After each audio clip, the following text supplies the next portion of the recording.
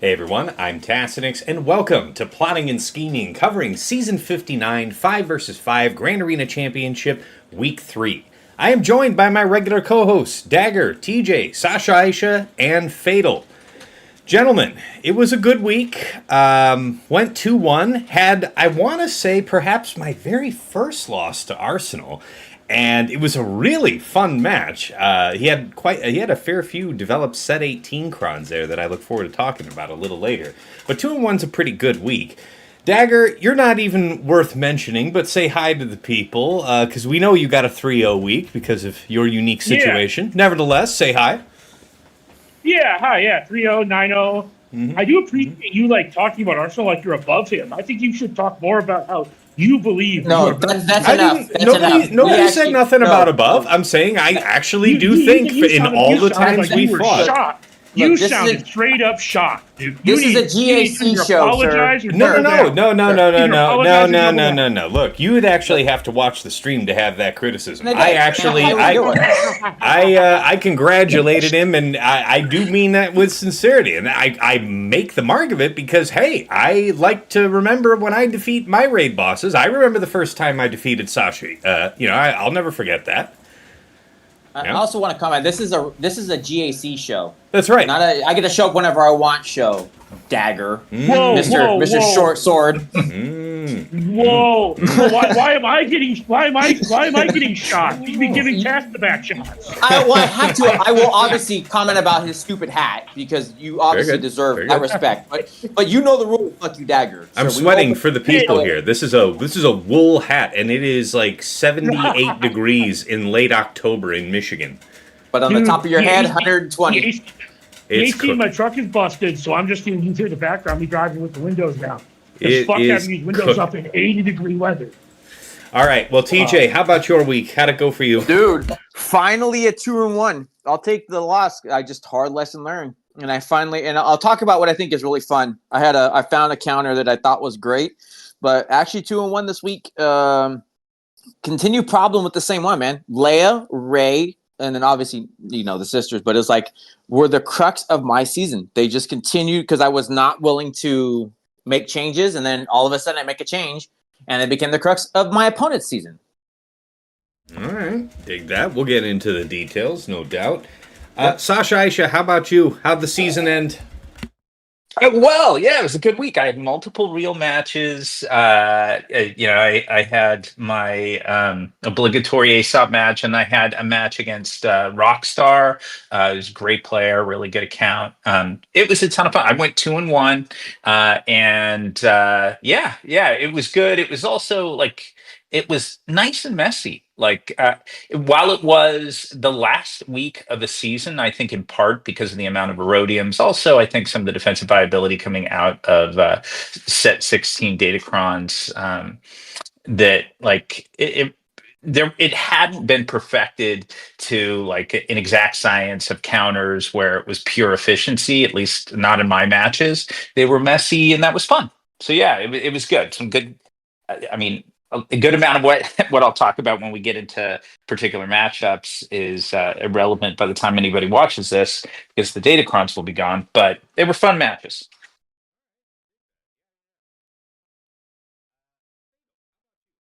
Oh, sorry about that. I just realized I had the mic muted there for a second. But yeah, good. That sounds like it was a fun week there. Fatal, how about you? I meant to tune in for the grand finale match, and I got caught up with stuff in the afternoon. But how did this last week go?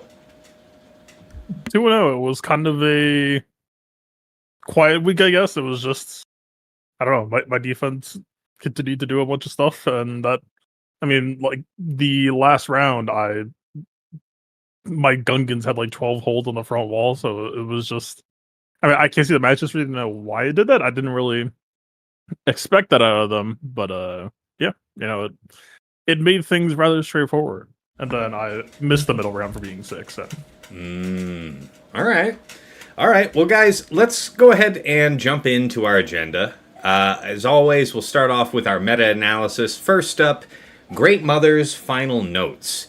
For my part, I would say just using set 16, I learned this. I I should have obviously known this way beforehand, but fighting Arsenal in that round, doing Crew Slacker versus his Great Mothers. When I'm doing that swipe with Slacker and Great Mothers is low, I should have had Morgan or at least any non-Great Mothers person targeted, because then I would also get the follow-up basic, get the extra turn meter, and probably not have my turn meter train broken such that DTP throws a grenade and blows up my Slacker. That's pretty much the one thing I reminded myself on. I did that properly in the next round, and everything was smooth. I want to say it actually was like a 65. It was ridiculous, the difference of just making sure that you maintain that turn meter loop. But TJ, I know specifically you had some notes you wanted to throw in about this matchup that we didn't really discuss in the first 2 weeks. You can turn on that microphone anytime now, TJ. You're allowed. I promise. No, you shut up. You don't get to talk shit when you were over there doing the same thing, dick. But thank you for telling me, because it was a good call out. I actually want to go into what I think it'll be for next season, but it's honestly, it's Night Sisters in general with the Zombie Cron. And I'm going to call it out because I was pleasantly surprised by them. But for your sisters, I will say I am going to miss the 16. But for the mothers and how that worked out, man, I only got lucky. I think the piece that was going into it is I didn't have to use JMK, thankfully, for my people I was facing. But I've had such bad luck on those sisters and it not working and then them killing my SOK almost every single time. Felt hindered. I am still going to keep saying it right now. I think the Night Sisters, and I'm going to say the duo teams, are going to be a force to be reckoned with come next season.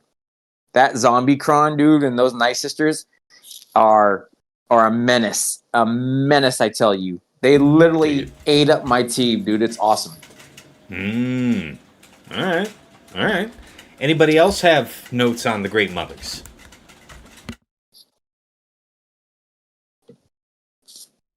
Okay, that was a pretty unanimous silence there. Next topic. Punishing one, Executors this week. So, 2 matches of significance for me. First one, which was a Houndstooth up front with, what was it? It was, of course, Razor Crest and Punishing One. It's Razor Crest, Punishing One. So I went in with Executrix because I know you do that. I know you can do that. I saw Arnold do it at least against a triple attacker. So I was like, I wonder if I can still do this first time trying it. And the answer is, if it can be done, it's not going to be reliably done. I didn't like that one. TJ kindly informed me that Leviathan takes this out. And in fact, great lessons on that matchup. First of all, Leviathan does the job pretty handily. But what TJ taught me was the first reinforcement you're bringing out is Palp Shuttle, not SAS. And I was saying, do you even bring SAS? And he was like, I don't know. The first time I did it, I won the fight without bringing, SAS on the team at all. I was like, yeah, okay, this feels right. And then in the second fight, the next day, it was against triple attacker. So I was like, okay, definitely want to try. No, wait, was it triple? Yeah, it was triple attacker. So I wanted to do Leviathan against that as well, just to practice it. And I did bring SAS, and I ended up needing it. I don't know if needing it is the right word, but I ended up losing a ship and having room for it on the board, whereas that was not the case in the first fight. That's it, though. Leviathan and Executrix for me. How about you guys? I want to say that I think is going to be the moving forward. Is it triple attacker or is it Houndstooth, depending on what you're going to do. If you get somebody who's willing to throw it, and I know we talked about it, Tess, if you're willing to throw both Leviathan and the Executrix or the Executor with the Punishing One, that's a scary prop. But if it does, that takes up a lot of your resources, right? It sounds like a killer defense, man. Because it sounds really difficult to get through, and then it sounds like you're putting yourself. I don't know. I can't exactly intuit whether or not that feels like I'm putting myself on the back foot. But what it does feel like is that it's tight. It's tight. And if it doesn't work exactly right, it's, I'm done and maybe are they done? I don't know. Arsenal hit me up and he told me about what he did with you because I couldn't understand. He only set the one reinforcement to make sure that Boba came out. The problem with doing that is if you put in Xanadu Blood is almost guaranteed when you're fighting that to be the one to come out, and that's kind of what you want when you're doing the Hound to start because of that retribution. Mm-hmm. That piece right there is so easy to take for granted because I fought that, and when it comes out, if you're not hitting into the dazed person, they're pushing back on you. So that's still getting you to contract faster, and you have to. It's so easy to miss and then fail if you're not paying attention. So it's one thing to call out that if you're doing the triple, most likely Houndstooth is going to come out, and it kind of makes sense. Put Boba, right? Don't put Houndstooth necessarily as a reinforcement, but when you're doing the Houndstooth starting, you really want Xanadu Blood to be on the team to bring out for that retribution because the daze goes away. And if you're not hitting to that daze character, you're setting yourself up to get the contract a lot faster. And that's still easy for somebody to miss and fail, even with Leviathan. Okay. All right. Good to know. How about you guys? Notes from your scars in battle. Yeah, so I used Leviathan against it in each of my battles. It felt pretty comfortable. I'm still kind of feeling my way through that matchup, but I'd say the bigger implication, kind of for the board, and it's one I feel good about, not really enjoying fleets, is that it caused each of my opponents to pull Leviathan off of D. And that may just be in the period where they're kind of figuring out and want to have sort of as much flexibility and comfort in what they'll use to counter Executor punishing one on D, which I did set. And, I'll just keep sort of shifting whatever comp as we learn more. But the biggest takeaway was that it meant I didn't face any Leviathans on opposing defenses. And that was welcome. I'm comfortable with that counter at this point, but it was still it's kind of nice. Yeah, nobody wanted to be in a no-clear situation. Dagger, Fatal, any notes to throw in on that? I actually like mirrors in Arena. They're easier than Leviathan. Really? I can see why that would be the case. But what if... does the AI always mass assist your punishing one, so you, the intelligent human, are blowing up Xanadu? Yeah. That's been my experience, at least. Mm-hmm. And you mirror the comp regardless, Dagger, or do you have a triple attacker? I triple attack. You always triple attack, yeah? Yeah. Okay. Yeah, bring in IG first. Unless you lose a ship, then Houndstooth. Got it. Okay. But you blow through their Houndstooth so fast. Yeah, that damage is nuts, dude. Punishing one's damage is monstrous. Okay, I see it. All right. Okay, nothing special from you on that, Fatal? I don't want to miss you if you had a comment. My ship's playstyle is, I think, well known at this point. That let me put it this way: I had Leviathan, and I pretty much just never used them for the past year or however long it's been since it came out. So when everyone's like, "Oh man, you got to use Leviathan to beat this fleet," it's like, okay. Yeah, I had it anyway. That's no, fine. I cheese the fuck out of fleets, and you might think you understand what cheese fleets mean. I don't think you do. I don't think you. I spent 15 minutes to figure out the dumbest, least impactful. Okay, how do I just have 8 fleets to bring on offense and minimal impact elsewhere? Type shit levels of cheese on fleet. Because I don't want fleet to be a factor, and I know that I'm donating banners by doing that to willful parties, but. If I do my job correctly on ground, then it won't matter anyway. So that's always been kind of my play style. Very fair. Very fair. All right. Next item here. Noteworthy teams in week 3. Anything new or any other variations on existing teams that caught your eye? So I've got a few. I had, like I said, the joy, privilege, and benefit of taking on Aesop, who had all the fun new toys in that matchup. So it was really cool to actually get to see. There was a comp that he said that he and I chatted about and refined a little bit after. And that was using the Star Killer Cron. It was Seer, Malicos, Star Killer, and he set Savage and Barris. Ooh. And I mean, the beauty of that is That's mean. the pace of progress to Star Killer's ult is fantastic. Like I think I need a new iPad so it processes quickly, because by the time I'm pretty sure by the time the battle rendered, he was pulling a ship down on me. It was so awesome and fast. So that was very cool. I brought in C with like 5 legitimate tanks, or maybe it was 4 tanks and armor. Again, I don't know. They didn't quite live long enough for me to really see them. But because you have a huge, obviously the acceleration really quickly to ult. You have a number of uniques plus this Datacron set adding to the bulk to the health pool for Star Killer. His ult, which hits for 80% of his full health, is pretty massive. And it was impressive. I had C and was able to survive it, but I will say I think if I had a different combo, if I did not have like a particularly well equipped Datacron for handling that, I don't know that a C in anything would have necessarily worked.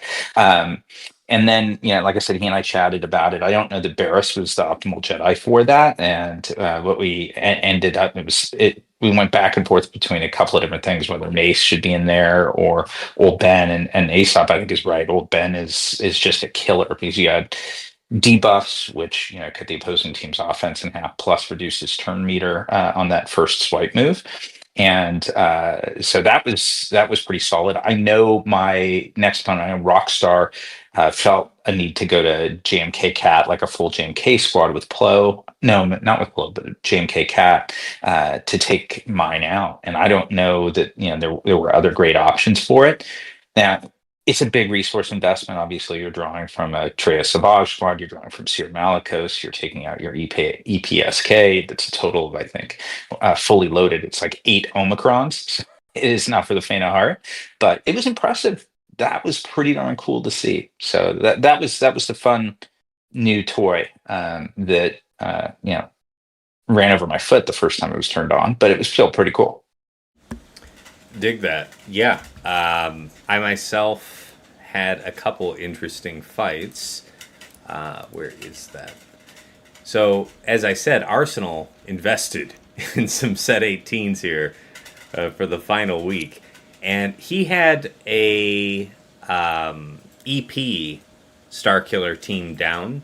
And of course, like you said, the time to Unleashed was really quick. But I went in with Sith Eternal.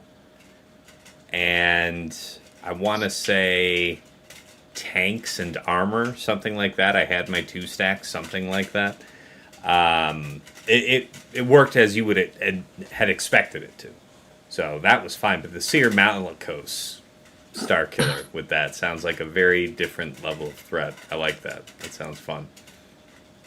There was one other that I got to face. I mean, actually, a couple of them. One other particularly noteworthy that was a little bit intimidating. He had set with the Hondo Cron. It was Dash, Han, Chewie, Hondo, and Zalbar. And I think Zalbar was actually a clever addition to it. I was able to take it down with CLS with Attacker Cron, and of course, like next season when this pops back up, there won't be an Attacker Cron. But and I wouldn't have taken it down without it. But CLS on Chewie. Mm-hmm.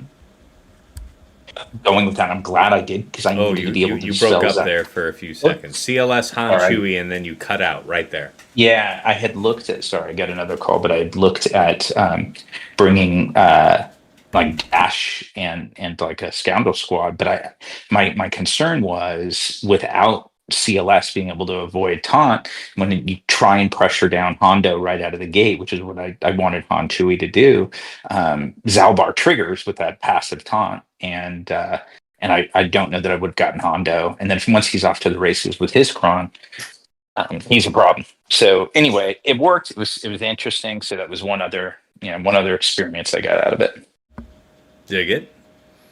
How about you guys? The rest of you, is any interesting new teams, variations on existing known teams? How about it? All right. I like broke up my compositions, but without seeing inside, I can't really speak to if they were effective at all. I tried like a really weird rebel split up with like Saw and Radis because I was trying out the Leia support thing, but she didn't really seem to achieve much. So I don't know. I kind of wish I stuck with the original Leia split. Not that it was doing much, but it was letting Saw do more. I will say that the fatal comp got a hold for me. So just to thank you out, right? I tried your gen setup, and that actually did get a hold. So your puzzle worked. Just to call you out, Fatal. I know I don't get to see what they used, but it definitely took them for a loop. So I don't get to see what I played. I saw somebody did a tricky thing with the Night Sisters where they put Spirit in one of the places, so it was all damage all the time, and that's part of what kind of caught me off guard. There was no room for error and how fast they came back. But yeah, I just had your puzzle box did work for me. So I just wanted to give you a shout out on interesting comps, Fatal.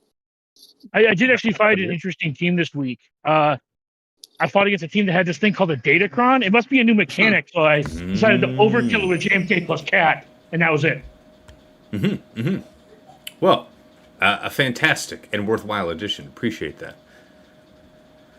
All right. Let's see the topic list. Next item.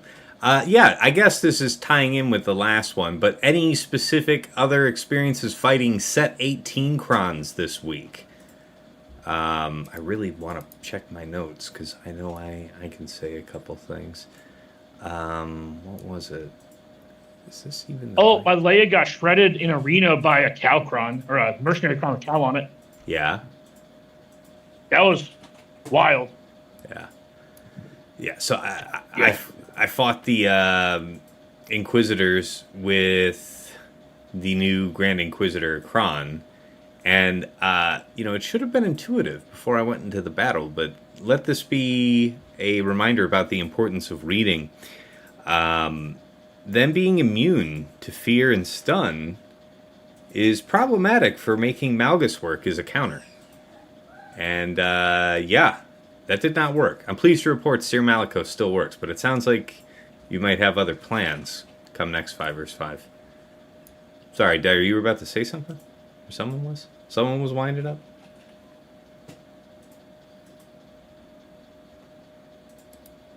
No, nothing important. Just that I've been fighting against a couple of them in arena. And the mercenary cron, I forget what level 6, I think it's the wordy level 6 is really nasty. Yeah. I can't imagine how busted Baylan's cron is going to be because of that. Yeah. There's too much multiplication involved between that kit and what that cron's going to end up being. Fair enough. All right, guys. Next segment, best attack and defense of the week. Now, of course, we know that Swugga.gg has not yet updated, so we can't be certain what our opponents have done, but you know what you know. So, favorite attack for me this week. Let me see. I had a good one, a really good one. It was... Yeah, I just I fought a seriously nearly 400% defense Jabba attacker cron setup with Afra in the end, and I had been kind of nervous about that, so I'm glad that worked. But I don't know, just Mulgar, ISC, Canderous, and Magma with that set 18 cron was worth a 55 against Gungans. But it was what I needed, and it worked in one shot, which I can say other things have been rougher. Like, we talked about this last week, Fatal. I saw, you use that tank cron with your Mandalorians and your BKM setup. Man, I barely got out of there alive doing the same, and that was with a full team. It was... bad. It was bad. But I learned something from it. Defense-wise, I'll say that my last round opponent wanted to mix up his defense because he knows I was going to scout him. And that means that whatever he did, he put himself at disadvantage for being able to get through Queen Amidala, because 4 attempts in, that was the end of his work on the bottom front wall, and that was the match. So how about you guys? Best attack defense of the week, Dagger. Let's hear your favorite attack, and the defense must be amazing. Please, Look, regale us. I will just say that all of my attacks this week were my favorite attack, because I didn't even bother equipping Datacron for my solos. Wow, that's amazing. And there's a certain amount of I don't know. It felt good to just not have to Sometimes it's tedious. If you guys know anything about the account, there's so many options for Datacron, so it's just removing that option was just very nice.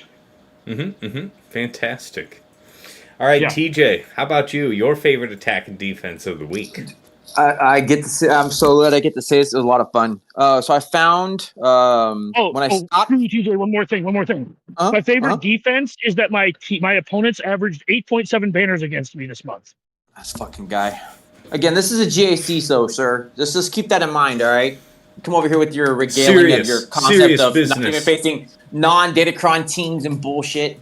Such a ridiculous statement. So you tell him, TJ. Get him. Oh, you know I will, dude. Fuck you, Dagger's out. TJ's in. Yeah, that's it. So I'm gonna give you the fun one. Was actually against the Ray comp, which is funny because it's been my crux, man. My bane has been Ray, Leia, and the sisters this season because I was not willing to jump in. So I took a Queen comp. I had the level 3 support again. Shots out and pour one out for our set 16 brother and sister in because it was awesome. Took Queen, took the level 3 with the 2% damage that would help out. I found a Queen comp that did the support but had Barris in the comp. And what I thought was hilarious was the amount of work Barris was actually doing. So what would happen is they would start going and you would watch the team hurt itself. And it wasn't Queen going really. It wasn't. I couldn't get them to go. But Barris was taking a shit ton of turns just back to back because the way they would work is they would get it. The debuff would come in. She would cleanse it, and then that would cause her to go. And it continued that way. So they were killing themselves. And then finally my POW went, and then that was the end of the team. It was over. But that to me was a lot of fun. I'd never seen where it worked because they got 100%, but it was full banners. So getting to see Ray just crumble on POW, but Barris was the one doing the dirt, and they were killing themselves because obviously the debuffs kept hurting them with the level 3, and then the support setup, they're getting 10 down. So it was a lot of fun. It was 2 minutes of Barris going, them hurting themselves, Barris going, and then POW killed everybody. That was fun. Dig it. And then defense, honestly, once I bought in, and I know we talked about it, Taz, when I bought into Fatal's point of setting the puzzle and knowing I'm just not going to use Adrad, but putting Jin on that team and then putting Leia. And what it is I did Leia with the attacker with I just put Han and Chewie on there with Sabine, right? So all the attackers with R2, those right next to one another felt like such a great combo because you see the damage. I'm not hiding one or the other. It's right out in the open, but up top, that probably did more damage because if they got it, they didn't get it clean. I was talking where I pulled 57s or 59s, and in this world, that's why I had to thank Fatal because I took that route and then just not going to use Adrad. It worked out well, and I was stealing banners if I wasn't getting. Other one, I got holds. It literally just ate their teams up for what they had to do. So that combo felt really good. Like that. All right. Sasha, how about you? Favorite attack and defense of the week? Yeah, I'd say my favorite attack was, I was just trying to find really nice targets for Finn Zori squads. I just found, they can do a lot. And I got it to work on C, Treya, Nihilus, Talon, Savage. Now it was my, I think, third attack in on them. So after the second attack, the cooldown was, I knew the cooldown had been burned, but it was the full squad. Cooldown burn made it just such a breeze. I'd have been curious to have tried it without it. I don't know that I would have been able to beat alt, but that squad with high defense, I want to say like 400% defense support Kron. Again, and what I brought was just a decent attacker Kron, and it's just impressive how things melt before that squad. So that was probably my favorite attack. And then in terms of defenses, I mean, there are a few things, but what did surprising work for me this week was Gungans. Like, I didn't quite expect it, but like, I think I had maybe 8 holds over the 2 matches against my Gungans, and it's a support cron with, I'm gonna say, like 270% defense, some physical damage, and light side level 3 buffs. So it's a good one for Gungans, but my Gungans are, they're modded okay, but not great. They're not like all R9 or anything as well. But yeah, Gungans just I don't know if it's the variability in their turn order, if it's this. I'm sure the support cron set's making a big difference, but yeah, a lot of fails against like good players. So that felt good. For sure. Yeah, no, those are good ones. I like that. Fatal, how about you? Favorite attack and defense of the week? My defense kind of did plenty of bloodbathing, but without being able to see what was used or what went wrong or why, I'm kind of not really reading that much into it. Then on the offense side, I was kind of just continuing more of what I've been doing. Like Night Sisters, I got to a point where I felt like I wouldn't say all the way comfortable, but pretty dang comfortable with Night Sisters against support Jabba, which was definitely like, if there was ever a real matchup for Night Sisters versus Jabba in the past, the infinite crit damage definitely made me sweat, but it was kind of the first time where, Marin has the magic stealth. And historically, I have always avoided using that button because it revives, and the last thing that I want to happen is to bring somebody back to life. But using it this time is like, no, just go ahead and use it. Like, this is basically your dodge or parry button for, oh shit, Bausch is about to take a turn type beats. And it worked super well at that. I was able to pretty consistently get down to the end game state, and that was a cool feeling of like, it was a villain and just took some practice and stall for the matchup.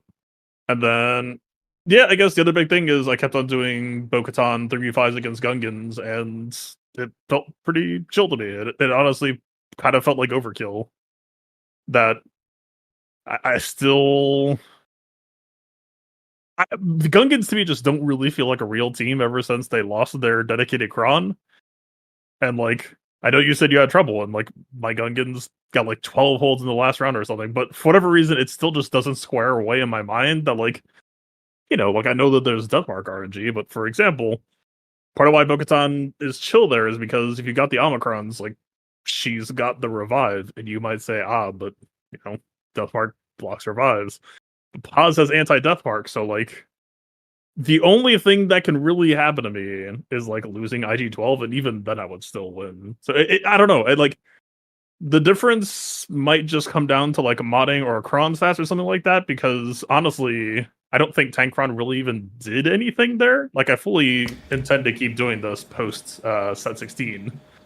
It was just the thing that defined the cron was the 75% protection. Well, was kind of why I was choosing it.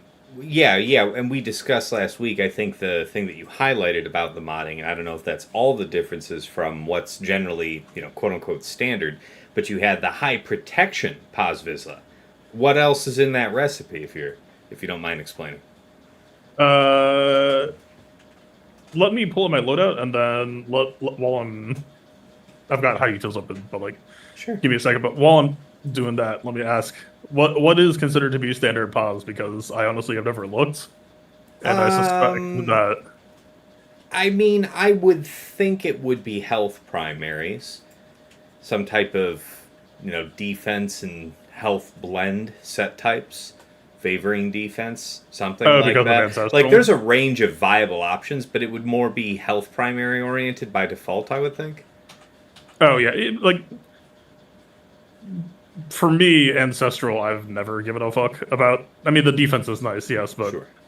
I don't know. I have always been the guy where you could like promise me, hey, like, no, really, it's cool. Bo-Katan Mandalore is not going to take percent hell damage. I'm still wanting for protection. Fuck you. I don't know. It just the way the mechanics sit, uh, even with certain reassurances or whatever, I just the game tends to be so anti percent health based that no, for me, protection on pause has always been core standard. And especially like if we're talking about Deathmark being in that matchup. Which Like which I find interesting because I can definitely say that I've seen my pause both having buff immunity on him and protection disruption. And you would think that if you were set up for protection primaries, that would be ruinous. But clearly it's not. Why do you think let me ask a follow-up question. What relic level is your pause? Because that also might be what's happening here. 9? Oh, mine is 9 as well. I mean, okay, I've got hot details open. Let me answer this once and for all. Oh, I think I went to a hybrid build. I think I literally just have both. Okay. You're just not as cool, so Taz. It's okay to not be as cool. Then, I mean, if it means that it doesn't greatly depend on the primaries, then there's something else there. Maybe just the virtue of you undermanning it means that you're having less opportunities for... Like, you're saying that, if IG-12 or BKM or Paz get Deathmark, you see a path to victory regardless. But if that lands on either of your sides and they're able to work that into a snowball... maybe that closes you out if you bring a full 5. So perhaps it's, I'm still open to hearing how it can be the modding, but if it's not the cron and the modding isn't wildly divergent, then I think maybe just undermanning itself is advantageous to blunt that Jar Jar Omicron that says, the enemy cannot take more than 2 turns without an intervening Gungan turn. If you don't mind me asking, how well do you remember the fight? What was the breaking point? Did your pause get blended? You know what? Give me just a moment, because we won't even have to take this on memory. I record these things. I do too. You'd think I would use that. You make a good point. No worries, I'm pulling it up right now. Give me a minute. There it is. Hold on. Go. Okay. All right, let's hear it straight from you. So basically, what I'm thinking about here is when I originally did the matchup, what the sets were active, or the Gungan sets specifically, and the Gungans were kind of a scary team, and Bo-Katan was kind of the cheap out. Mm-hmm. Paz's mechanics and his survival mattered so much more than when the matchup switched to set 16 dynamics. Mm-hmm. And so I haven't had to think about this for a while, but I would be willing to bet that it's what's happening here, which is Paz gets exploded when you get double frustration. And what's your Bo-Katan Omicron count? Oh, I've got them all, man. I've got them all. Okay, so That you got team's the revive rocking. all that. I mean, if I'm looking at this and I'm trying to think about other possible aspects, like it's possible that maybe having the extra sides, like maybe you get robbed of the revive and then Pause takes some heat at some point, and because someone weaker already took the heat, then maybe that's consumed the revive and that puts you lower. Mm-hmm. But so this moment right here is kind of where I would start to sweat a little bit. Is like, Yeah. okay, I've got double frustration on Pause. The shock is actually kind of like a buffer for him right now of stopping him from getting exposed to Oblivion. Oh, it looks like you just cleanse with IG. Is this the fight that you lost? Yeah, this fight ends in a loss. Okay, perfect. So you will see it all unfold here. And what you'll end up noticing is that I want to say we're still some time away from BKM getting to do her first special. Yeah, how is your BKM modded? About 300 speed. With the speed set or No, offense set. Hmm. Yeah, She's not set up to be slow. Okay, so I believe this is her first legitimate turn, which she has to basic. With like 2 minutes, 48 seconds on the clock. I don't think our life has been consumed yet. Alright. The So frustration is oh, so was this like, oh, I'm about to get to play a video game, I pop the generator with the birds and then they reverse it I'm even like, more? I was asking the stream in the moment. It's like, is this one of those things where I ignore the shield generator and target who I want to kill, or do I have to target the shield generator and then kill who I want to kill? And I ended up settling on the generator. And then it blew up in your face, like, right as you were maybe about to get control. Interesting. Yeah. So, yeah, you see where we're at right now. This is about as good as it's going to get for us to do anything. It's funny because I had this happen ordering Gungenkron, and like at some point it stopped for me, and I'm trying to figure out why it stopped. I would be this is, like, bad delighted for to runtime. know. All right, so there's our revive. We got Bo-Katan back. So the revive is out, pause is on death's door, and Yeah. suddenly it's significantly sweatier. So you can see how desperate an affair this has become. Well, actually, not become.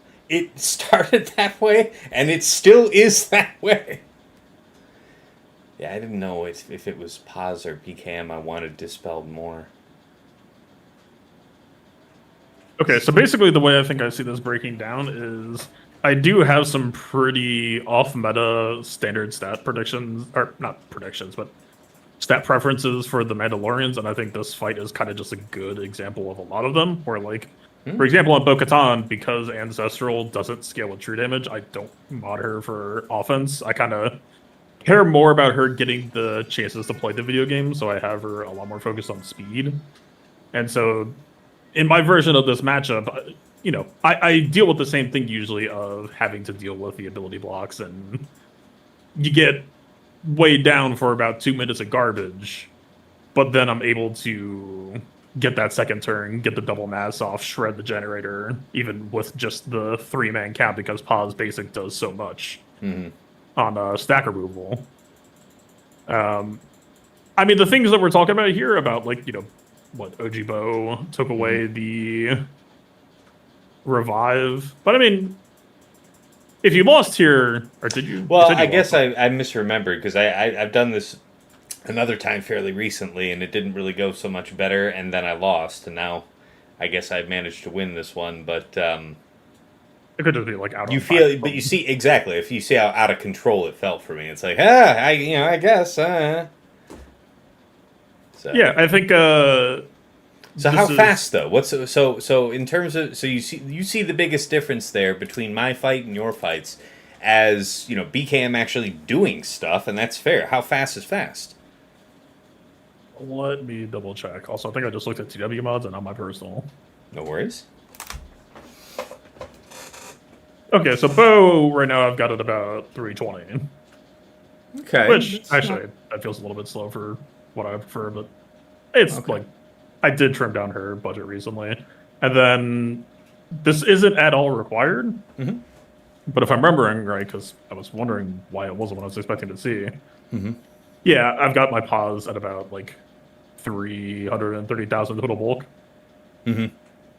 And so, really, when I'm looking at that fight, all I'm really looking for is the things that originally jump scared me with set 15 active, where I really, if I get double frustration on, that's the moment where I like start sweating. Where like, okay, I need to keep my overheat full, because if I spend my overheat and I have that frustration on, that's where you get like the 18, 15 exposed bomb that just puts you in the dirt.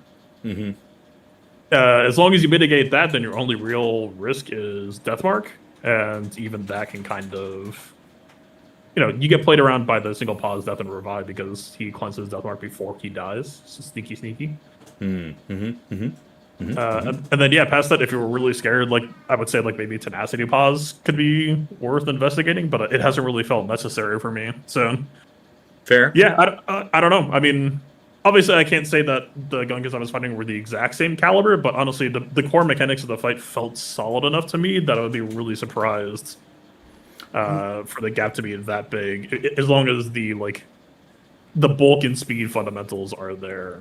And then, depending on if Jar Jar has potency popular at the time or not, I do think you could maybe just grab some tenacity moss to try to shrug off some frustration opportunities, because the double frustration move is resistible. And so even if you catch one, I don't think you care nearly as much. It's double that, like. Very fair. Very fair. Okay, well, thank you for indulging me on that. I guess that wraps up that segment, guys. Let's get into the hot news of the day, shall we? Just yesterday, the kit for Baylan Skoll dropped. So, I think the smartest way to go through this would be to start from the lead, go to the unique. So let me get on down there. Because it's going to be like a week before I finish just reading off about this leadership. It's all inevitable. Zeta and Omicron. Final text. At the start of battle, Baylan Skoll gains 30% offense and all mercenary allies gain 20% tenacity and 1 stack of Soldier of Fortune for each mercenary ally. Then, mercenary allies double their current stacks of Soldier of Fortune. When a mercenary ally gains a stack of Ransom, all mercenary allies gain 1% defense stacking until the end of the encounter and recover 5% health and protection. Small little carve out just for Hondo. Whenever a mercenary ally has health steal up, they gain 25% critical damage and protection up until health steal expires. Whenever a mercenary ally is dazed or stunned, they dispel it and all mercenary allies recover 25% health and protection. Okay, so 3 clauses after that first one there. And then now, if there are no enemy galactic legends, whenever a mercenary ally is inflicted with fear, the following effects happen. There are 3 of them. All mercenary allies gain 50% bonus max protection and offense stacking until the end of the encounter. Do not use fear against this team at all.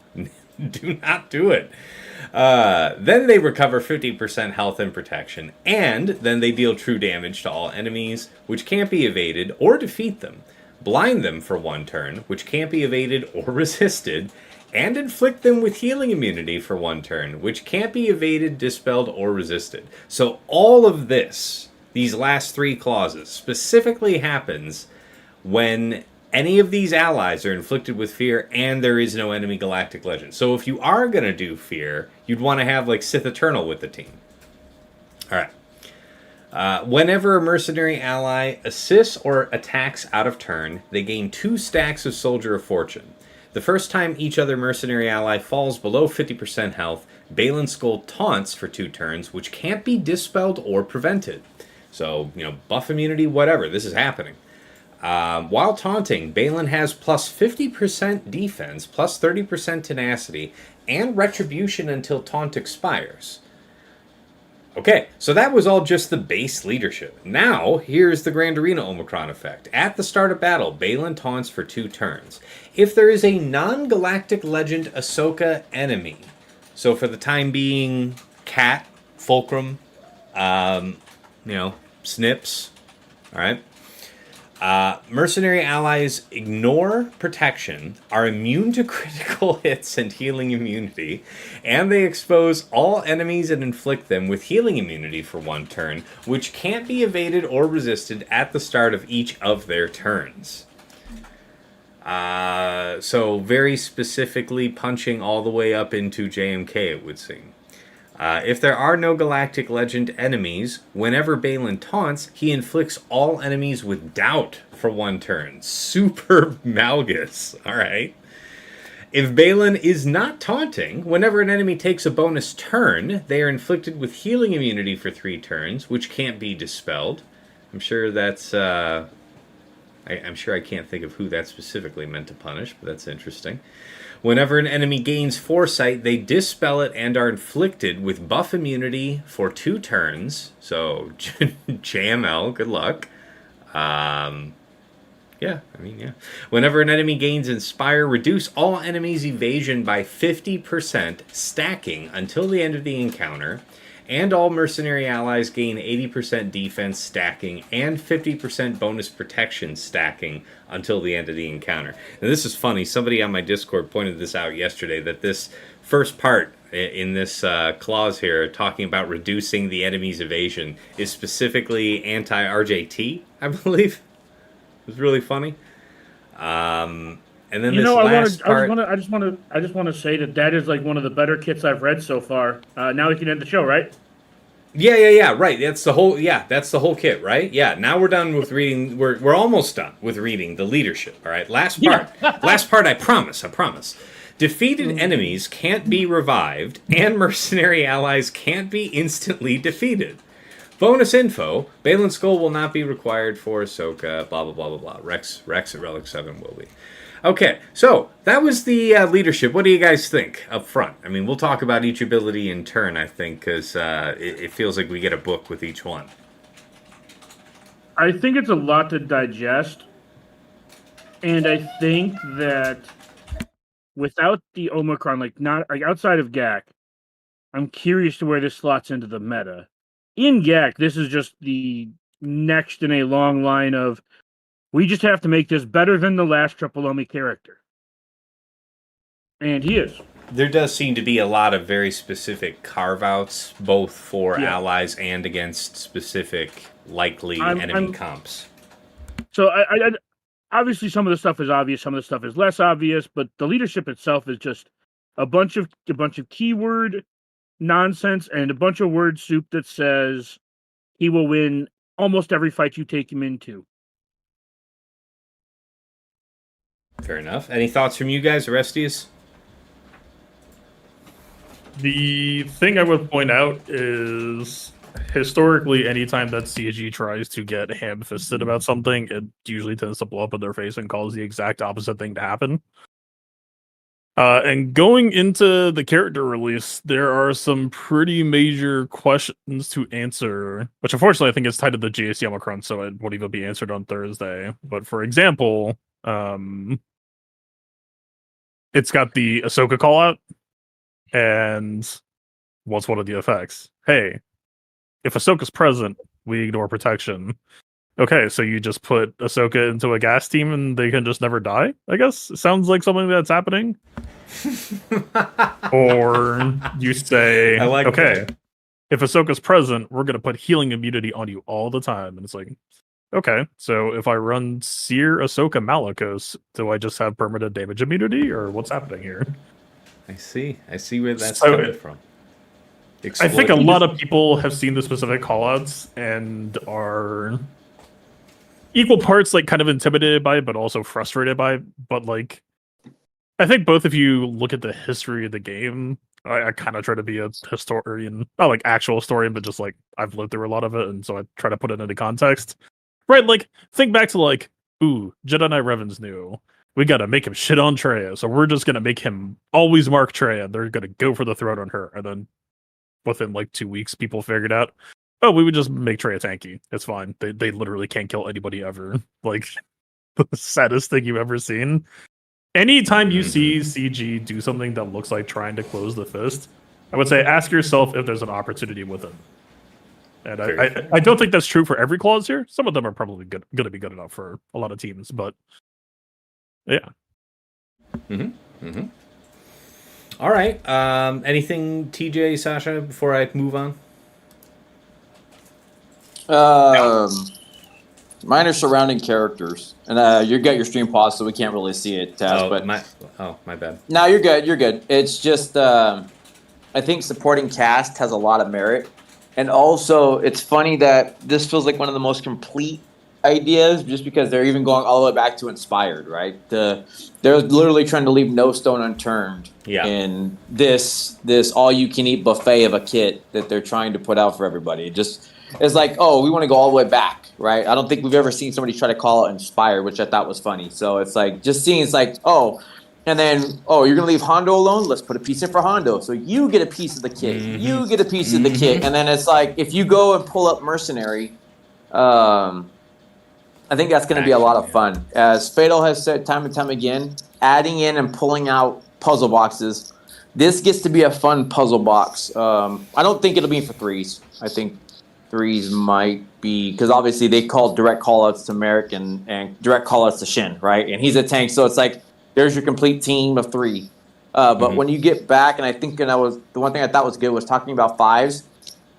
There's a lot of fun characters here that get to go into the team that can have part, I don't know, Han shooting first. How does that get to play a part of it? Hondo and how that calls out. How's that going to work? So there's a lot of fun to be had with the mercenary tag. And then how's that going to align? And are they going to add anybody else that might be able to get it as well? Because just historically how it's been set up. Very fair. Very fair. All right. Let's go ahead then and talk about Unique 1. Master and Apprentice. Zeta and Omicron. Final text. If Shin Hati is an ally at the start of battle, Baylan gains 5 stacks of Soldier of Fortune. If Marok is an ally at the start of battle, Baylan gains another 5 stacks of Soldier of Fortune. While Baylan is active, he, Marok, and Shin gain 10% critical avoidance and 20% evasion. Whenever an enemy evades Baylan's attack, he gains 2% offense stacking for the rest of the encounter. And all mercenary allies recover 20% health and protection. At the start of his turn, Baylan recovers 3% health and protection, and he gains the following effects depending on his stacks of Soldier of Fortune. At 45 plus stacks, while Baylan is taunting, he reflects 45% of the damage dealt to him, which can't defeat enemies. At 50 plus stacks, whenever Baylan attacks an enemy inflicted with Purge, he also exposes them for 1 turn, and at 55 plus stacks, whenever Baylan stuns an enemy, he reduces their speed by 10, stacking max 100 for the rest of the battle. So, gains the following effects. So, my interpretation of this is all of these 3 can be held done at the same time if you fulfill the criteria. And that's the base part of the unique. Now, the Grand Arena Omicron. At the start of his turn, Baylan gains the following additional effects depending on how many stacks of Soldier of Fortune he has. At 45 plus stacks, whenever Baylan is damaged while taunting, he grants another random other mercenary ally speed up for 1 turn if they didn't already have it. At 50 plus stacks, whenever Baylan attacks an enemy inflicted with Purge, he also reduces their tenacity by 20%, stacking maximum of 100 until the end of the battle. And at 55 plus stacks, whenever Baylan stuns an enemy, he also increases their cooldowns by 1. What you guys think? So this is how we're all thinking. How do we get the kind of numbers of Soldier of Fortune that we thought that this kit needs to really slap? And quite a bit of passive stats provided. The reactivity of this kit seems, well, at least at first, seems largely held up here. Any thoughts? I think the team just generally lacks reactivity. I think that we'll have to see how it plays out. But the uniques are really good. Like, really, really good. Holy shit. Yeah, that's just the first one. That's 1 of 2. Well, yeah, I mean, the second one's a lot shorter. Oh, well, whatever. Yeah, it's, you know what, I'll just rattle that off. I was including them both, sorry. Yeah, I should rattle that off because it is, you know, it isn't a ton. But yeah, Unique 2 is Soldier of Fortune. Final text, at the start of battle, Baylan Skoll gains 1 stack of Soldier of Fortune for each relic amplifier level he has. Whenever Baylan Skoll taunts, a random mercenary ally gains 1 stack of Soldier of Fortune, and if Baylan has more than 3 stacks, he loses 3 stacks of Soldier of Fortune.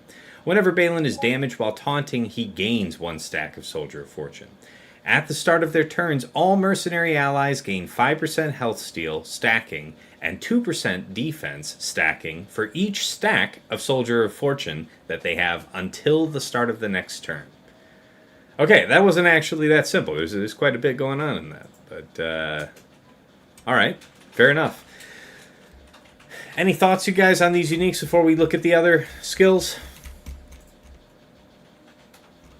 I think they very clearly are creating a 3-person team, and it feels very much like some of the other teams they've printed lately. Like, I know we've talked a lot about like Queen Amidala, how if they ever want to make her meta again, they just give her a 4th.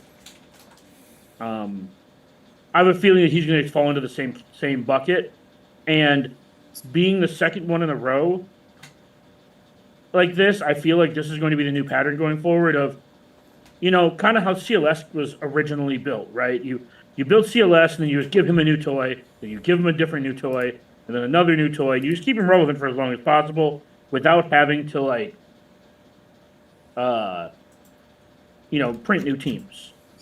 And I like the idea of that because it makes it feel better heavily investing in teams like this.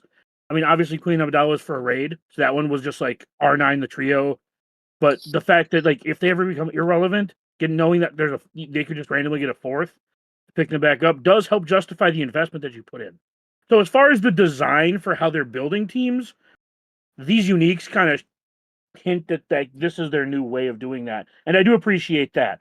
As far as the stats go, this is just, I hear you like all kinds of stats. Here's all kinds of stats. Like CA evasion, have fun with that shit, I guess. Fatal tried to say something, so I'll let him take his quiz and then I'll go back in because I like what Dagger said and I want to add to it. I was actually gonna say is that my thoughts are gonna be kind of bigger picture once we're through the kit.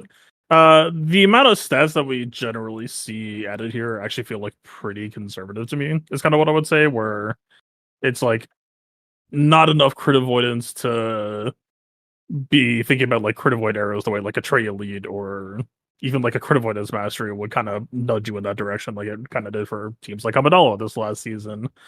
The 20% evasion, I did go back and look, and I don't think any of the core 3 are evasion mastery, so CG had a bit of foresight in that direction, because I think if a character got to 40% passive evasion, that's probably the floor for a frustrating amount that people would just genuinely dislike playing against. But yeah, I don't think these are crazy, but I don't think they're trying to be. It's kind of just a little bit of extra value. All right, fair. All right, let's talk about the basic. That was a mistake. Hold on. TJ, go. Yes, TJ, the only thing I want right. to add on to what Dagger said, and I think the other part that feels very smart here is it's not only the rule of 3, right? So we have what they did for that. They added the new faction. So not only do you get to play with the setup of just add another character, they can just add the mercenary tag to something else, and that completely changes the game. Like they did when they originally came up with bounty hunters, right? So they had bounty hunters, and they were there until you got payouts. And now we have these stacks, the Soldier of Fortune. That's cool. So that's the only other piece I wanted to add in. That was a smart chess move that they did here, because they can easily go in 2 different directions by just, here's another character. No, we'll just give you another mercenary tag, and because of that, now they get this added event to it. Do you have any thoughts, Sasha? Because the last time I heard from you, you told me to shut the fuck up and mute. That's right. Yeah, well, Sasha said he just got a work call, so he's listening in the background right now. He'll try and pop in a little later when he can. No worries. All right, yeah, let's get into I just wanted to also call him out for that. That was very rude of him. No, it was awesome and deserves to be applauded. Yeah. He says in the chat, STFU Dagger. That's right. He won't use the F word, but he will tell you in initials. There you go. All right, let's move into this basic here. So, that was a mistake. Final text, deal physical damage to target enemy.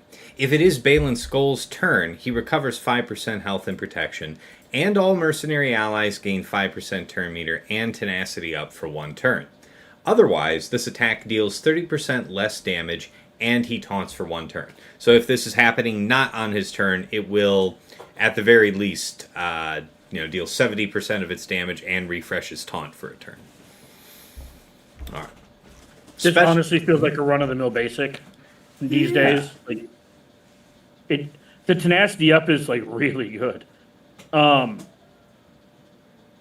Tenacity up on basic is really nuts. And then turn meter for the rest, for all mercenary allies, himself included. It's not even all other. Retaunt on a sister counter is fairly rare. You don't really see it outside of K2 is the one that immediately comes to mind, and it's actually pretty decent as long as you're able to actually maintain it and get it off and stay consistent with it. All right, special 1 must destroy, cooldown of 3.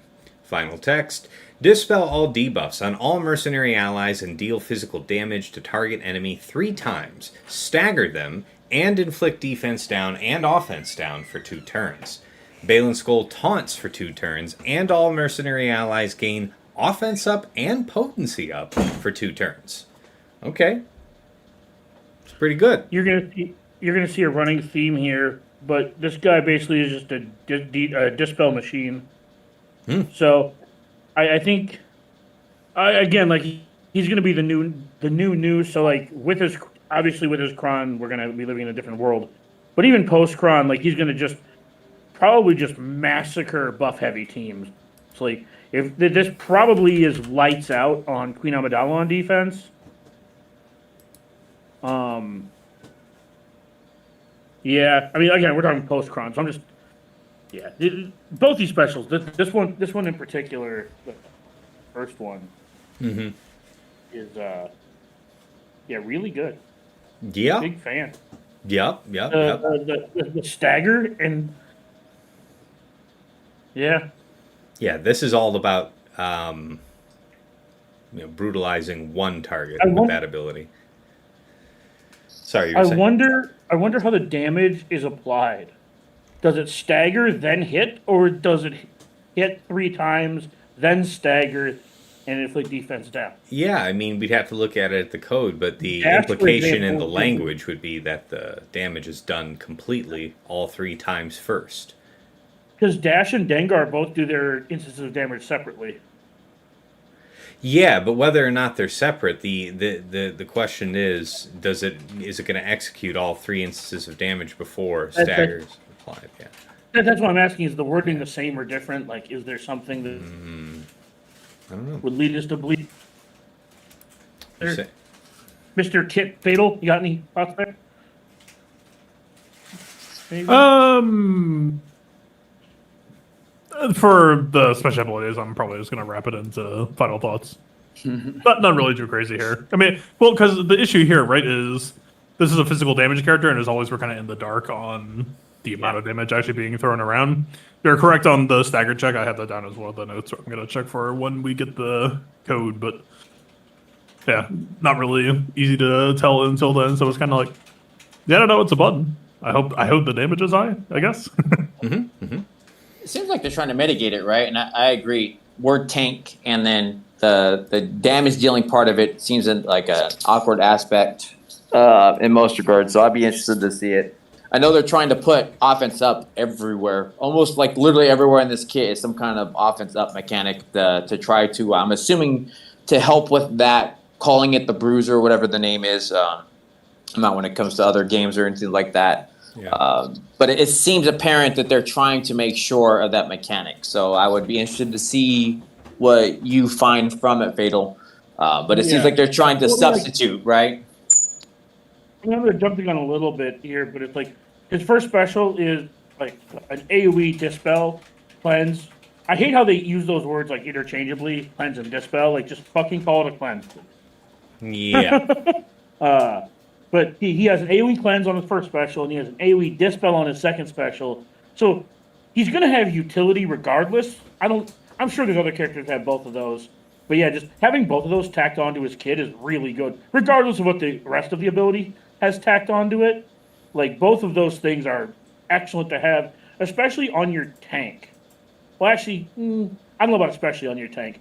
It's a nice bonus to have them on your tank and not need a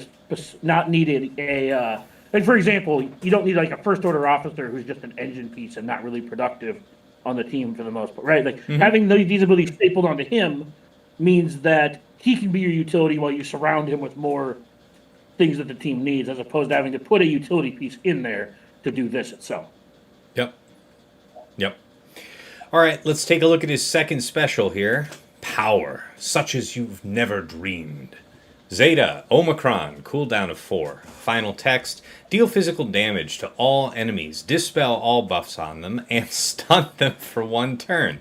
Enemies who resist this stun lose 50% turn meter instead, which can't be evaded or resisted. Whenever this ability is used, Baylan Skoll gains 5% tenacity, and if he has more than 40 stacks of Soldier of Fortune, all mercenary allies gain 20% offense, stacking for the rest of battle. These effects persist through defeat. That's the base ability. And with the Omicron applied, while in Grand Arenas, enemies who resist stun from this ability lose 100% turn meter instead, which can't be resisted. Inflict armor shred on all enemies until the end of battle. Whenever this ability is used, all mercenary allies gain 10 speed, stacking max 100 until the end of the battle. This effect persists through defeat. Wow. That is nuts. All right, we've reached the end of the kit. Lay it on us, Fatal. What do you think about it overall? I mean, and then you can, I guess, we can say that this kicks off the, wrapping up, and what you're looking forward to next time and your lessons learned and all of that. We can get your thought and have you kick it off this time. I'm supposed to be last. I'm the last guy. I'm the new guy. All right. You want me to make it last? No. I know because I didn't want you to lose it. You've been holding this back all this time, so I don't want. I'm fucking around. Back to the Fatal. Okay. I went through kind of a roller coaster with this kit. I don't think the mercenary faction as a whole works, but I think this team works, and there's a couple of things that I immediately want to point out to you and get you stewing on, because I think it really kind of opens things up the moment that you see it. This character is very flexible. There are no if-alls, period. There's no GL check, there's no factional check. Now, we could easily, maybe we see Baylan Cronin one day and be like, oh, well, for the next 4 months, he needs to be all mercenary or something. But I think if you audit the mercenary faction and you take into mind that, like, yeah, man, they didn't do any amount of, like, updating to make mercenaries work together. The list of compelling mercenaries to me is, like, 3, mostly, right? It's like, I think in some respects, maybe I'm interested in Han. And then, like, Han Kira was kind of a classic thing from back in the day where Han shoots and that gives Kira 15% TM boost, and you try to go fast, but then at the same time, that was like a aggressive stagger setup. And the other thing that you realize pretty quickly with this squad is, hey, they're not fast at all.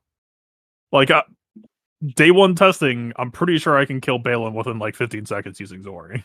And they just did not write any texts. Right, like, I was a little bit shocked that, like, when Baylan said that when CG said that Baylan was going to be a bruiser, a lot of bruiser-coded characters in the past had % health resistance, and he does not. Fair. Very fair. So, like, we're talking, this dude is dead in 2 Zori mass assists. And, like, he even has an anti-inspired clause that Zori doesn't really care about, that she be like, 50% more protection. Anyway, pff, right. That's fair. Like 1 extra button press. Very fair. But I spent a decent chunk of time before the podcast sitting with this character, and I got to just, like, scrolling through the entire roster when I'm just, like, hunting for characters of interest. Mm-hmm. What are your thoughts of Zalbar? He seems interesting on the team. Maybe not defense. Well, not defensively, but just. Zalbar's the sort of character where you can never really say is bad because he at least does something semi-relevant. But that's not what I want to know about. I want to know. Arnold said it, and I swear, Fatal, you were the first to do this. What is your thought with Watt? You, sir, were the creator of the Maul Watt. When all of this was cool, before you even brought it out, you went on stream, and I still remember this to this day.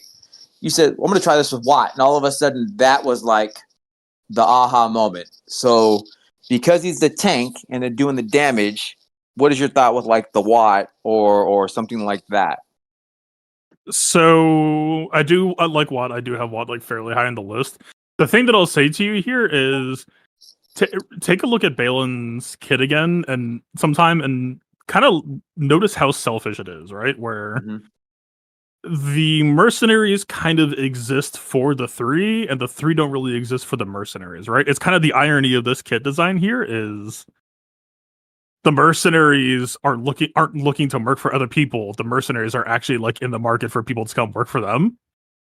And so, I very quickly, I think I keyed into, and then it's funny, I looked at Shin's Omicron later and there it is. the core three are all Ufus, right? And so then very quickly it's like you start talking about like Malicos, or you start talking about like OG Callum, that sort of thing. You start talking about, hey, like there is no rule against having GLs in this squad, right? They didn't, they've been doing that with characters recently. They didn't do that here. That, like, I'm not gonna say the shopping list, but just the list of curiosities started to flesh out pretty quickly here, right? Of, like, if I'm terrified of like Zori or something, right? If that's like the shit, like that's the cheap value thing for when the Omicron goes away. Like, if you really want to force the issue, not saying it's worth it, but like, yeah, you could just like jam SLK or something in here, or go for Han Chewbacca or something like that. Or I don't know if like Cal plus Barris can strong arm it, but Savage can also like be in that conversation. That's really kind of the way I look at this final state of the team. Again, not knowing the Datacron, but I think we have a very, very flexible package that runs like a potentially very capable damage package, but they're just like a protective VIP thing, right? It's, what problem am I facing? How do I get there? I don't know if it's going to be feasible to like protect them from everything on defense, but they're flexible enough that maybe you could always try to protect them from enough to make them like an interesting backwall candidate, which is really kind of up to whatever tool set they have available to them, right? But like, Enoch hits here. I should almost sit on this and not say anything, but actually the biggest oh shit moment for me today. This is actually like, fucking prepare yourselves. Jar Jar Binks is actually a really compelling plug and play option. Okay, Misa curious. Go ahead. Okay, here's the rule set. You take 2 consecutive turns, I get to use a Jar Jar button. If that's just true for the entire fight. Mm-hmm. Now, Jar Jar, I think, uses a stun first. That's kind of whatever. You take another 2 turns, he's hitting you with 2 stacks of frustration. Mm-hmm. Right? All those clauses only work for Gungans, so it's guaranteed, right? You're not getting a phalanx turn out of this shit. You take 2 turns, it is going to be another Jar Jar turn. Roll the dice, motherfucker. Is it gonna be a death mark? Is it gonna be an AoE days? Right? Like, so that was actually kind of the biggest oh shit of the morning for me. Is Jar Jar Binks is actually a really compelling character, and even though I feel kind of cold on the Gungans right now, Jar Jar Binks actually feels really nice in some interesting ways that I'm actually kind of excited for the future of that character. I dig it. But yeah, dude, the squad is flexible enough that I think nothing is really off the table, and the current list of stuff I have to try is like 22 characters. And that's more than I can say for most factions, that I think Baylan is actually just really, really fun to think about right now in a way that... Good. Yeah, dude. Yeah, in a year of character releases that have felt like just cudgels, powerful cudgels, actually having something to build around and experiment with will be a little bit novel. So, good stuff. Okay, I'll be sure to come back to you just before I wrap up there. But Dagger, how about you? Wrapping up this week, your lessons learned, what you're looking forward to when we come back to 5 vs. 5 next time. Anything else you've got to say to the people? Well, the update said I'd be starting 3v3 in Chromium 4, so I'm on my way. I'm looking forward. My honest and legitimate takeaway is I'm hoping to be close to Kyber by next 5v5. I'm hoping to be like high Erodium, fighting some people with Datacrons. That, like, I have nothing to look forward to for a while. That's okay. This isn't the TW show. This isn't the TW show. You're right. You're right. Also, I can have a lot to look forward to. Now I think about, you know what? Let's just try to keep this positive. One day I'll be Kyber again. There you go. Gotta believe. TJ, how about you? Same for you. What's the good word? Your final thoughts. The last note for the people. I think it's exactly what Fatal said. It's obviously we're walking into 3s. We know what pretty much the Baylan situation is solved. We don't know what the Baylan at the time of the recording. We don't know what the Baylan Datacron looks like, right? We know what the kit looks like. It's already right. Very, in my opinion, strong. We already know the 3 characters are going to be there. Seeing what they did with Great Mothers, And then knowing that Baylan's getting a one-time data crud, oh boy, super scary.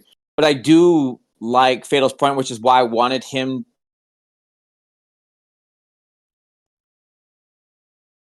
Wanted him, and then you just cut out unceremoniously. How you doing there, buddy? Up. Nope. Yeah, no, that was me. Yeah. Sorry, no, somebody called. Hey, that's all right. The reason why I wanted Fatal to go first is just for that. The fives part does not feel solved. Like we started with Mothers, right? And then Mothers came out, and then we're coming into new fives. It's not only going to be the new DC set, like refined, right? When we always do when we come into fives, but it's also who goes on the team. And that's why I wanted to hear what Fatal had to say. He loves the puzzle boxes, and I think he makes great concepts and what strides. I like being able to see that Hondo, even if it's just the base of Hondo has a place there, and that's cool, right? Hondo has always been a character that everybody loved, and he feels cool there. So Baylan, I'm excited for what we get to do in fives come next time, especially with Baylan, and what it gets to look like. So that's what I'm really taking away for what we're going to see next season. Very fair. Sasha, let's see if you have any written commentary for me to throw in. Doesn't look like it. Our last note was STFU Dagger, and I think that bears repeating. So, good stuff. But, for myself, looking ahead to the next 5 vs. 5, so the set 16, Datacron set is gone. Your crew counter for Great Mothers with your crew slacker, that's dead. So start thinking and looking at the new Datacrons you're farming from set 18. We have bulk on the dark side and not bulk on the light side. So think about making sure that you have enough coverage on the dark side first, because you're mostly going to be using light side from set 17, I will think.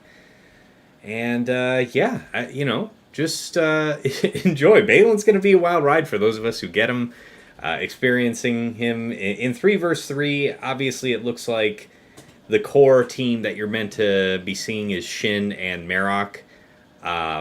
Fatal's comments notwithstanding about how much flexibility there is in the kit, there are very specific carve-outs for those characters, so we'll have to see whether or not they're actually worth always choosing here in 3s.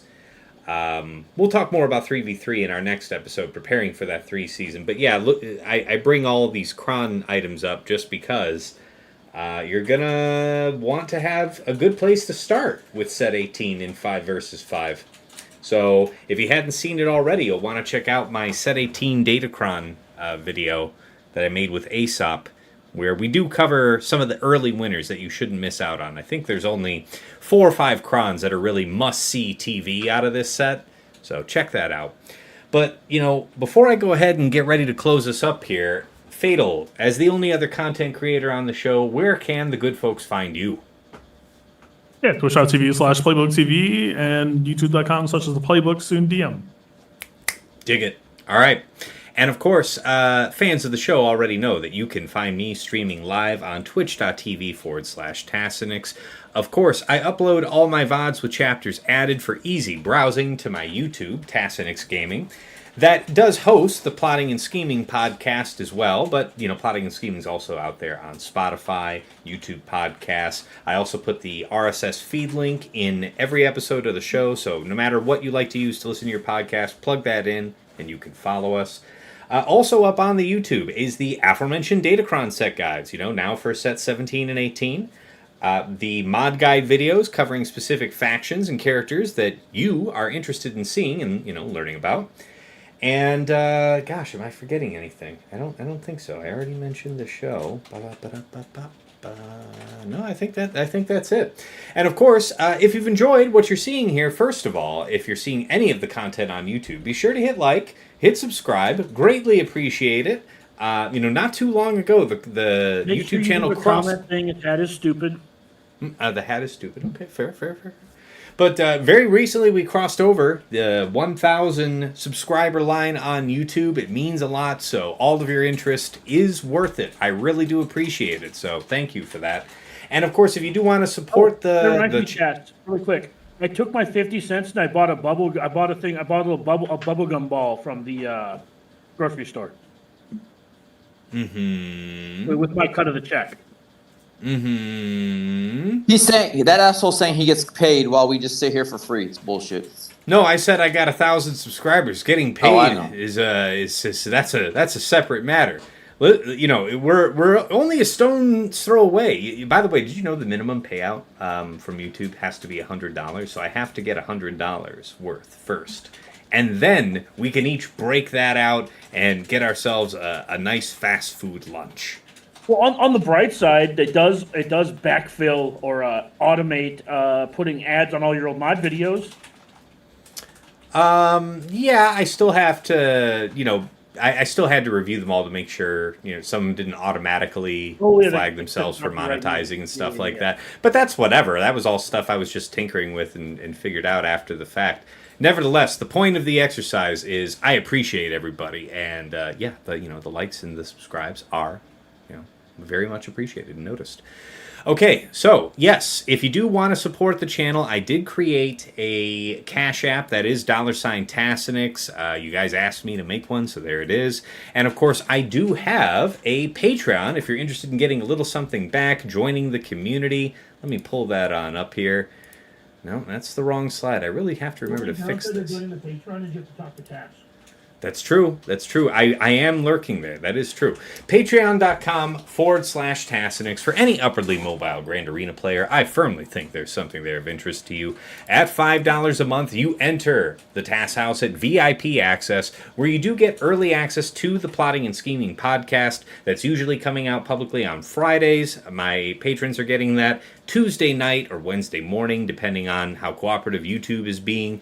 But in addition to that, you get early access to the Datacron set videos and, of course, dedicated text and voice chat on Discord, where you can usually find me lurking. So pop on in, say hi.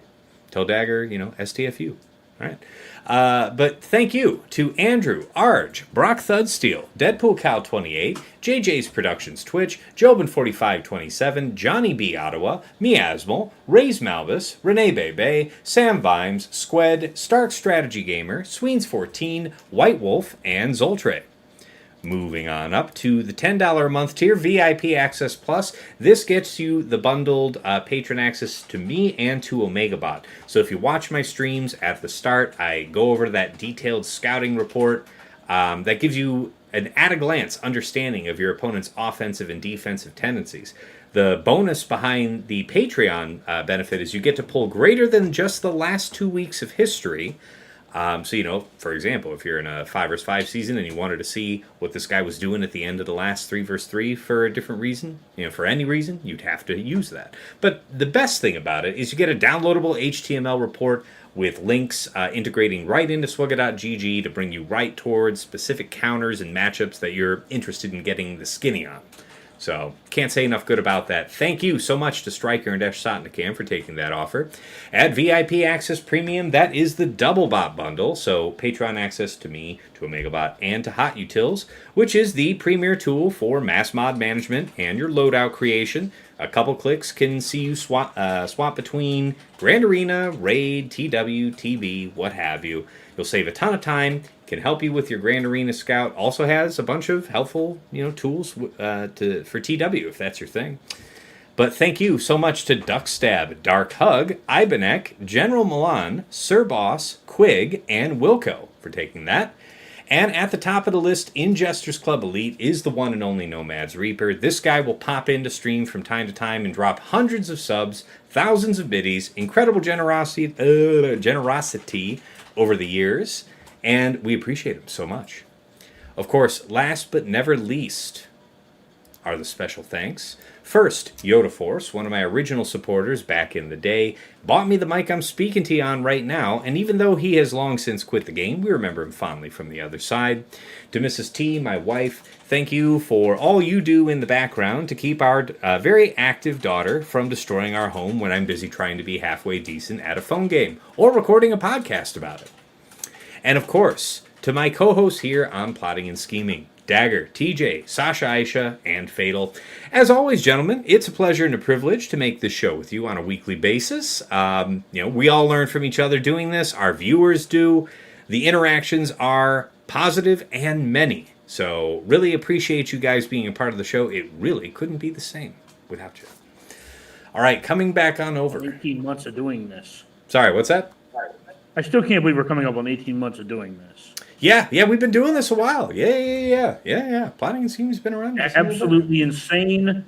Not only that we're still doing this, but that the people who are listening continue to listen to us. Well, and if I don't say so myself, for all of us here, speaking for all of us, it is pretty cool that I want to say in all the time we're doing this, we've had to cancel it. I want to say exactly once. Am I right about that? That sounds right. Yeah, I want to say like exactly 1 week we just couldn't make it work for a variety of really good reasons. But, otherwise we're getting it done. So thank you guys. All right. This wraps up this 5 vs. 5 season. We'll see you guys next week in the season 60 3 vs. 3 preparation episode, the preview episode. We'll be talking about everything we're cooking up. So it's going to be a lot of theory here, and should be a fun conversation. Until next time, it's been real. It's been awesome. It's been real awesome. Take care.